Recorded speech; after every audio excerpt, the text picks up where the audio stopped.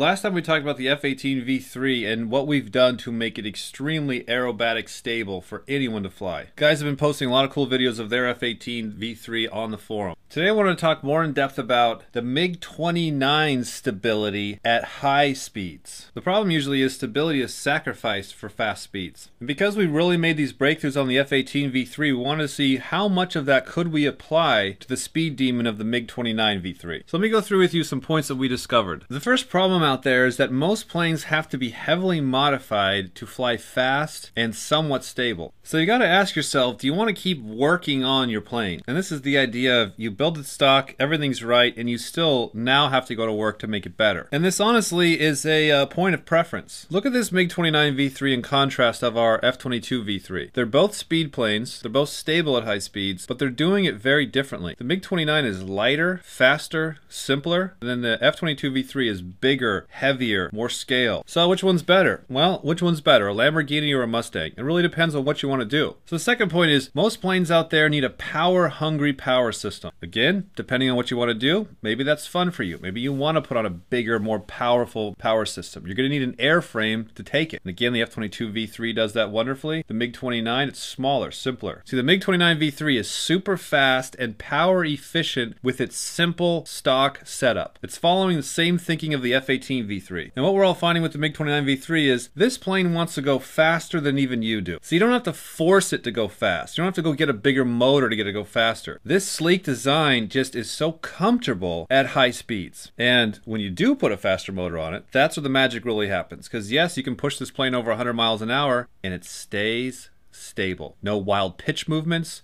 no flutter, no out of control. E3 Scott posted a video a while back on the forum where he's got his plane over 100 miles an hour. Third point is, many planes have a fluctuating stability curve. And this is what I was referencing earlier, is that at medium speeds, it's stable, slow speeds, it's unstable, you gotta trim it, fast speeds, it starts pitching around. So these planes are stable at some speeds, but not at others. The MiG-29 V3 is stable at all speeds. And this really surprised me, especially on the low end spectrum. See, doing the MiG-29 V2, I knew this thing was pretty stable at medium to high speeds. But where I was always worried about it was that it would be unstable at slow speeds. And it's not. It's incredibly stable at slow speeds. It's a little faster and quicker and sleeker than the F-18 V3, but it's flying off the same formulas of the F-18 V3. It just settles into a very comfortable flying zone. So you take this thing off, you can cruise around slow, show off to everybody, then move up to medium speed, cruise around, and then you can turbo blast it to fast speeds. And all along the flight envelope, you don't have to retrim it. For a scratch-build park-jet plane, this is not something that's supposed to happen. And it's been the ideas from around the world, the designs over the years, the KF2 and the sleek body design is what's creating this super stability in such a speed plane. So those are the three biggest points for the MiG-29 V3 and its super stable speed solutions. Number one, it's designed for stable speeds. There's nothing on this plane that doesn't need to be there. Number two is the MiG-29 is super fast and power efficient with a simple 2200 kV motor. And number three, the MiG-29 is stable through the entire flight envelope.